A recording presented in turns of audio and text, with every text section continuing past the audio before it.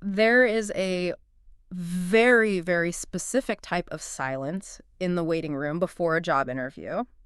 It's not a peaceful silence at all. It's loud. Oh, absolutely. It's deafening. Right. You're sitting there, you're listening to the ticking of a wall clock, and you're just feeling your heart hammer against your ribs, just running through every single possible nightmare scenario in your head. And the craziest part about that is your brain is literally interpreting that corporate waiting room the exact same way it would interpret, like, a tiger in the jungle. Yeah.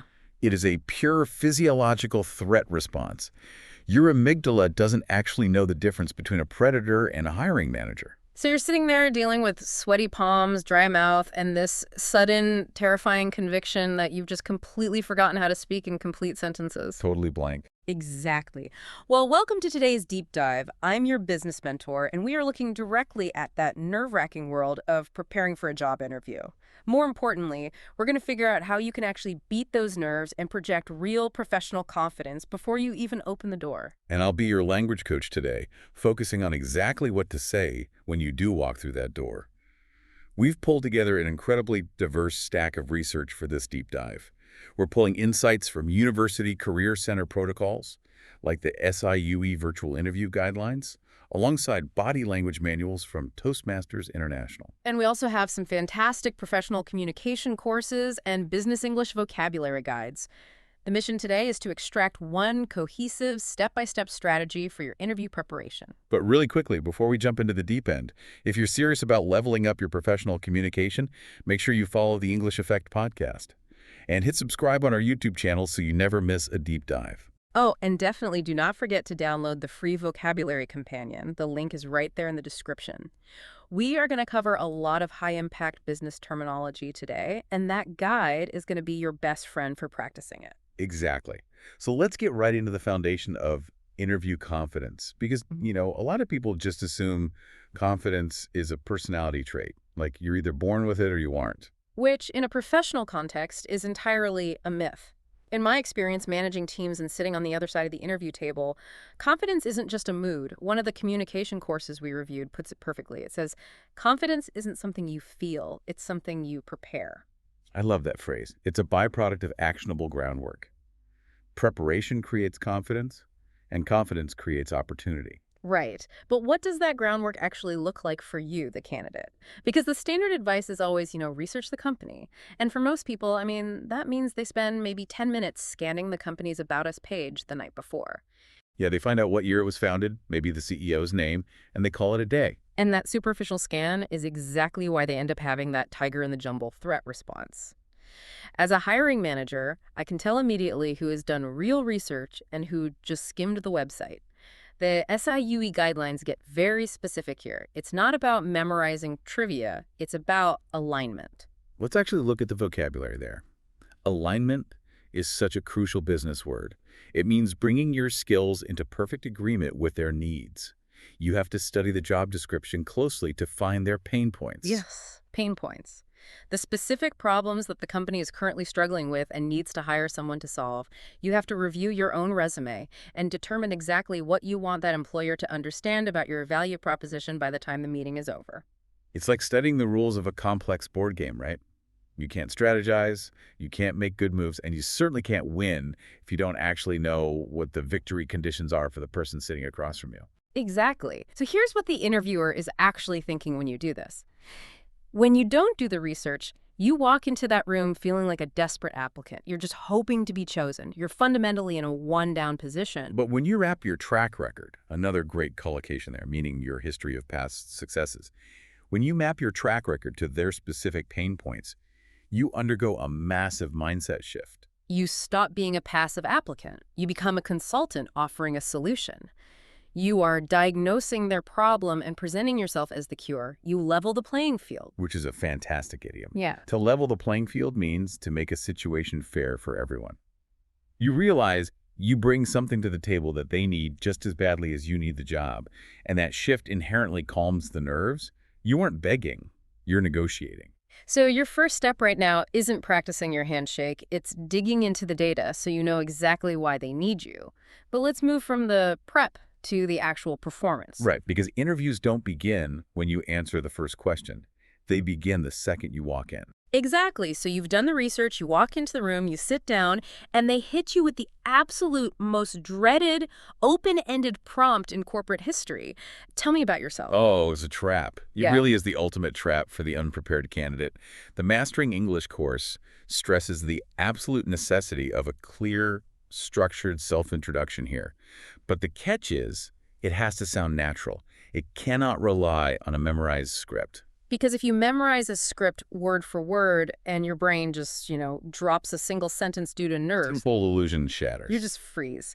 But if you don't script it, how do you handle those complex behavioral questions? The ones that start with, tell me about a time when we all know the classic STAR method for this, right? Situation, task, action, result. It's interview 101. It is, but what's fascinating in the communication literature we reviewed is a very modern variation of that acronym. Some performance development protocols suggest swapping out task for target. So it becomes situation, target, action, result. I noticed that subtle shift in the research, and I want to pause on it because from a business perspective, it completely changes the psychological posture of your story. When you say task, it implies something externally imposed, like, my boss gave me this task. Yeah, you sound like a passive employee, just doing exactly what you're told. Right. Whereas target, that emphasizes intrinsic motivation. It implies that you assess the situation and you proactively set a goal for yourself. You weren't just following orders. Let's highlight that word proactive. It is one of the most powerful adjectives you can use. It means taking control and making things happen rather than just waiting for them to happen.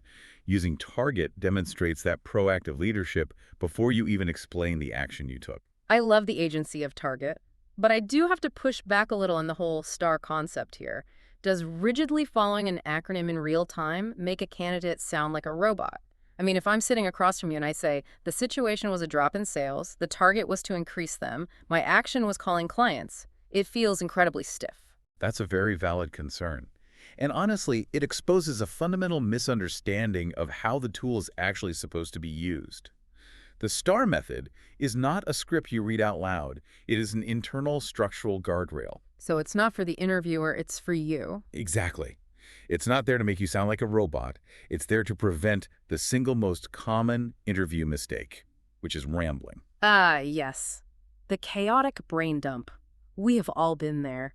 You start telling a story about a successful project, and suddenly you're like explaining office politics from 3 years ago, detailing software migration issues. And suddenly you've completely forgotten what the original question even was. And as an interviewer, I can tell you exactly what that does to my brain. You are exponentially increasing my cognitive load. I have to mentally sift through your rambling to find the actual core competencies. And when people are nervous, they over-explain to try and prove their competence. Using STAR internally ensures you deliver a complete narrative arc. You don't literally say the word action.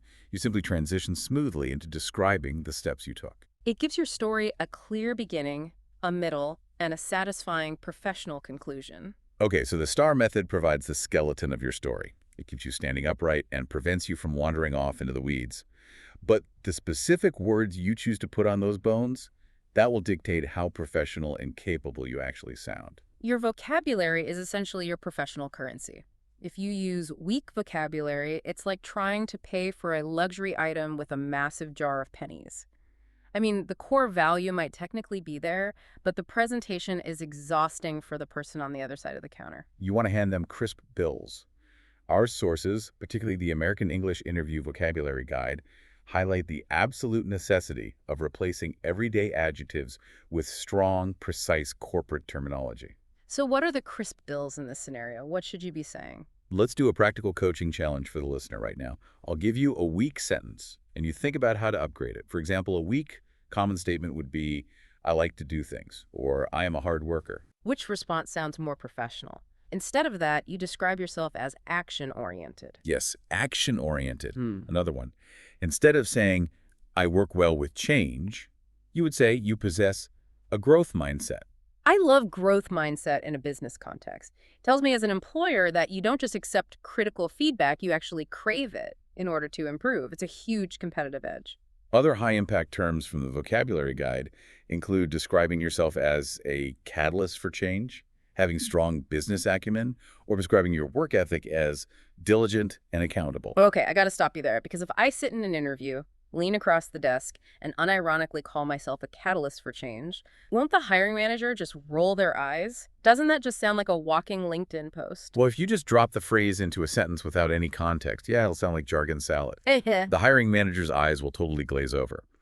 The key is that these words cannot be used as standalone claims. They have to be the result of your star story. So the story proves the claim. Exactly. You tell a grounded, specific story about how you zeroed in on a problem and turned around a failing project. And then you summarize that behavior naturally by saying, so I found that in those situations, I naturally act as a catalyst for change. That makes total sense. You use the big words as a summary, not the whole pitch. Right. And when you deploy these collocations correctly, they do an immense amount of psychological heavy lifting for you. It's about in-group signaling. Walk me through what in-group signaling means, practically speaking. Every corporate culture has its own dialect. When you use a phrase like business acumen, which means a deep understanding of how a business operates and makes money, you are bypassing the recruiter's critical filter. You're using the exact terminology their own executives use in internal strategy meetings. Yes, subconsciously, you are flagging yourself as part of their in-group. You aren't just describing your skills, you are demonstrating your fluency in modern professional culture. It tells them you won't need a translator to survive in their ecosystem. Okay, so you've researched the board game, you have your star stories keeping you on track, and you're dropping these crisp, high-value vocabulary words. But what happens if there is a massive disconnect between your words and your body? Oh, that is a huge issue. What if your mouth says you're an accountable leader, but your physical posture just screams, terrified hostage? That dissonance is an absolute deal breaker. Interviewers pick up on it immediately, even if they can't articulate why. Toastmasters International highlights that the human body is your most powerful instrument for convincing an audience of your sincerity. If your nonverbal communication contradicts your spoken words, the listener's brain will always believe the body language. Always. We have this incredibly vivid list from HubSpot analyzing these unintentional nervous movements. They call them the 8 stances that blow your cool, and we really have to talk about the mechanisms behind these because we have all done them. Have you ever done the Eileen? Oh, for sure. The Eileen is when you're leaning heavily on one hip while standing or sitting totally askew in your chair. When you do that, you throw off your physical symmetry. In a business meeting, symmetrical posture is subconsciously linked to stability and competence. When you lean heavily, you just look overly casual, or worse, physically unsure of yourself. Then there's T-Rex arms. This is gesturing with your elbows tucked tightly against your ribs. I can just picture someone trying to make a grand visionary point about the big picture while their arms are glued to their sides like a dinosaur. It completely undermines the authority of what they're saying. And there is a deep evolutionary reason we do that. T-Rex arms are a self-soothing protective response. In a high-stress environment, your brain subconsciously wants to protect your vital organs. By keeping your elbows tucked in, you visually shrink yourself. You are signaling a desire to take up as little space as possible in a room you perceive as threatening. There are a few others that paint such a clear picture, like the dancer, which is taking small, constant, shifting steps, or the fig leaf, where your hands are folded awkwardly over your groin area. And my personal favorite, the Lady Macbeth, the slow, nervous, continuous hand-rubbing. Think about what the dancer does to the interviewer. Humans possess mirror neurons. When I'm interviewing someone and I watch them constantly shifting their weight and pacing nervously, my own brain starts to simulate that anxiety. You are literally making the hiring manager physically uncomfortable by being unable to stand still. But it's so easy to do these things unconsciously. I guarantee I've done the T-Rex arms without realizing it. If someone is mid-interview, their adrenaline is spiking, how do they actually fix a deeply ingrained habit like the fig leaf or the dancer? The key, according to the HubSpot data, is bringing those unintentional movements out of the subconscious and into your conscious awareness. Yep. The fixes they provide are very grounded and physical. So what's the fix for the dancer? It's literal. Physically plant your feet. Imagine roots growing from your shoes into the floor. You made a hard rule for yourself. You do not move your feet until you have a deliberate, intentional reason to do so. And for T-Rex arms, how do you overcome that primal instinct to shrink? You have to force the opposite physical action to send a new signal to your brain. Consciously pull your elbows away from your body. Claim your space. Free your arms to gesture naturally. And for the fig leaf, just let your hands hang comfortably at your sides. It feels incredibly vulnerable at first because you're exposing your torso, but that vulnerability projects openness and ease to the person watching you. You're reverse engineering confidence. By making your body take up space and act calm, you're telling your own panicked brain that you are actually safe. You're replacing nervous, comforting gestures with neutral, expansive ones. Okay. Planting your feet and freeing your elbows is crucial if you're standing in a physical boardroom. But let's look at the reality of the modern international job market. A lot of those boardrooms are now Zoom rooms. Yeah, remote work has changed everything. That body language has to translate through a webcam, and the virtual interview brings its own incredibly strict set of rules that can sabotage you before you even speak. The digital stage is entirely unforgiving. The SIUE virtual interview guidelines give us a very clear protocol here. The basics are non-negotiable. Logging in 30 minutes early to test your tech, ensuring your device is plugged into a wall outlet, and keeping a neutral background. Because there is nothing that ruins a story about your meticulous attention to detail quite like your laptop battery dying mid-sentence. It immediately invalidates your claims of competence. They also specifically warn against having a window directly behind you, which will blow out the camera exposure and turn you into a dark, ominous silhouette. But the most crucial piece of advice for virtual interviews, and honestly the hardest to master, is about eye contact. You must look directly into the camera lens, not at the screen. Which is so incredibly counterintuitive. Human nature demands that we look at the face of the person we are talking to. But on a laptop, their face is on the screen, an inch or two below the camera lens. And if you look at their face on your screen, to them, it looks like your eyes are downcast. It looks like you are avoiding their gaze or reading from notes.